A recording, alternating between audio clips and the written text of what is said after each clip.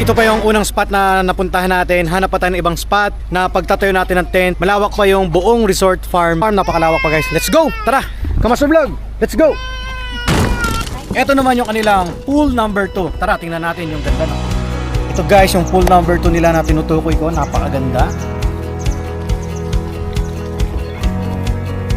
So puntahan naman natin yung ibang spot ng resort na ito. So let's go!